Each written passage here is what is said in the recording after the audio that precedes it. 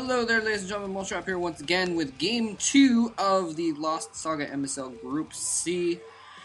And this is Tempest versus Fantasy. And once again, I'm going to talk about their Pro League stuff a little bit. So if you don't want anything particularly spoiled, then go watch that first, as usual.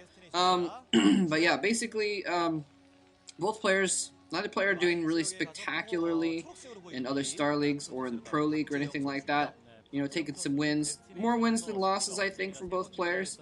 But in general, playing decently well, but not spectacularly. Yeah, Fantasy, I think, is the stronger player, though. Tempest, for some reason, he's gotten into the MSL. He's been doing decently in the Star Leagues. I think he got into the last round of the OSL as well. But I just have this impression that he's probably like an... I'm trying to classify him here. He's good.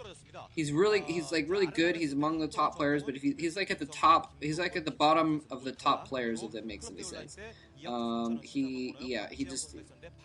He's pretty good, but not. I don't know. Anyway, so Tempest is a good player. He could beat most Terrans, but I think Fantasy, while I would also consider him not quite the best, I would put him in the middle of the top players. And so I think he's better than Tempest in that sense. And checking for some proxies or anything like that, that's a good call. There's a lot of proxies on this map. It's pretty much almost standard play in Protoss versus Terran on this map to do proxy gates. Anyway, and he's even looking around his own base to make sure there's no in-base proxies, which has been done before. I remember seeing Free do that once to Flash, except Free failed. He owned Flash, and then he sat back and let Flash macro up and get back into the game. It was silly, but that's a completely different game. Anyway, yeah, so Tempest versus Fantasy. Fantasy just getting a pretty standard build here. Looks like 12 racks Refinery. And again, kind of a similar build, kind of like the Protoss version of that build from Tempest here, getting the assimilator going, getting his core going. Might see a Zealot pop out here. We don't see another pylon yet. But yeah, pretty much standard play here. Both players, probably going to be a longer game going on here. And it looks like, let me check the names here. It looks like most people are actually favoring... yeah, okay, most people are favoring Fantasy to win. I'm pretty much along the same lines.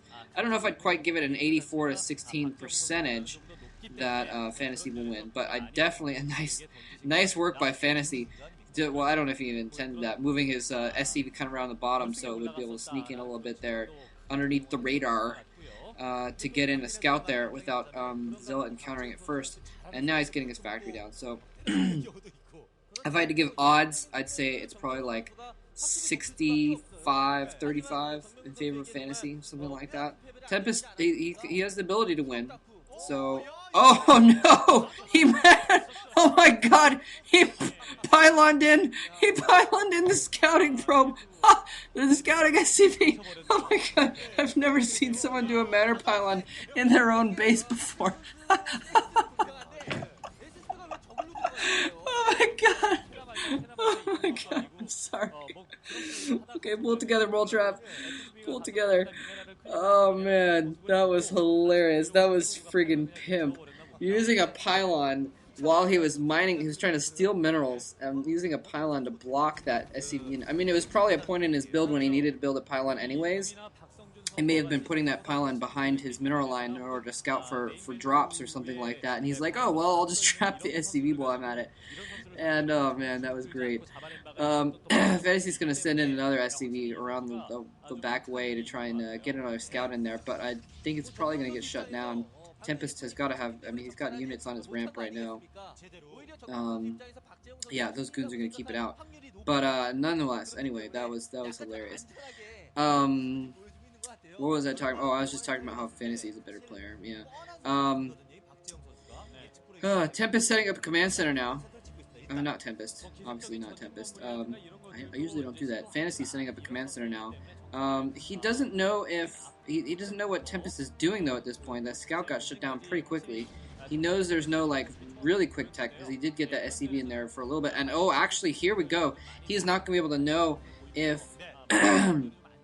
if Tempest is getting an expansion right now. Tempest has very cleverly put a Dragoon on each of those bridges to stop the SCV from being able to get into that expansion area, to get into natural expansion to see if he is putting something up, which he is now. So that was really clever by Tempest. So Fantasy playing mostly in the dark. He has no idea what kind of tech Tempest is doing right now. He could have, after the SCV died. I mean, the SCV didn't even see anything, or wasn't able to run around the base at all. For very long. So for all he knows, Tempest put down a Citadel with Dune, on the left side of his base, out of the range of vision of that SCV or something like that. So he has no idea what's going on at this point. He doesn't even know if there's expansion going up or if it's put down a bunch of gateways and he's going to try and force his way in. Maybe some kind of a bulldog, or he has no idea.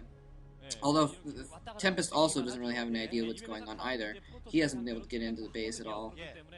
This probe is going to scout this little attack party coming in here, and this could be dangerous here for Tempest. If Fantasy has the right tech, if he has some mines or siege mode or anything like that, he could very easily trap Tempest in his base. Tempest has been kind of camping in his base, but no.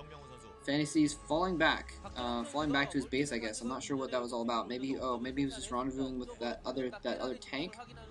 I have no idea what Fantasy is doing. He's kind of faking to push out and then going back in. He can't decide. This is like the second time now he's moved forward and then pulled back. And I mean, he could be doing that just to throw off Tempest as well. He's throwing me off. I don't know what he's doing, but he could be doing that to throw off Tempest if he thinks there's an observer in the air, or again with that scouting probe was around. I'm doing hand gestures in the air right now. I'm not sure why. I don't usually do that. It's pretty pointless in a commentary like this. But he could have just been trying to do a little fakey fake out and just try and trick Tempest into either being too cautious, putting down more defense, putting down some extra pylons he doesn't need to in a funny place or something like that. Who knows? Anyway, we got a Goliath out, and that's really cool to see. I think Goliaths, the early Goliaths are really good for shutting down the shuttle play. If you're going to try and do a push out there, it's really nice to have a Goliath around. Now, the one complaint I do have is that programmers usually throw their Goliaths away. They just group it up with the rest of the units, and they A-move their units into the Protoss, and then, the shuttle hangs back for like 3 seconds, and the Dragoons pick off the Goliath, and then there's nothing.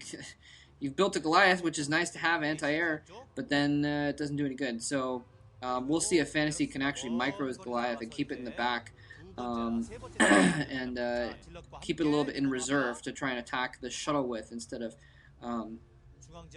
just moving it forward or whatever. Tempest does not seem to have a lot of troops on the ground. He's got an expansion going here, so he's going to be able to start putting those troops out very quickly, and he needs to be careful that shuttle's running out ahead of his army. Maybe he doesn't know. He's got to know that there's Goliaths out now. I think he's seen it with his observers.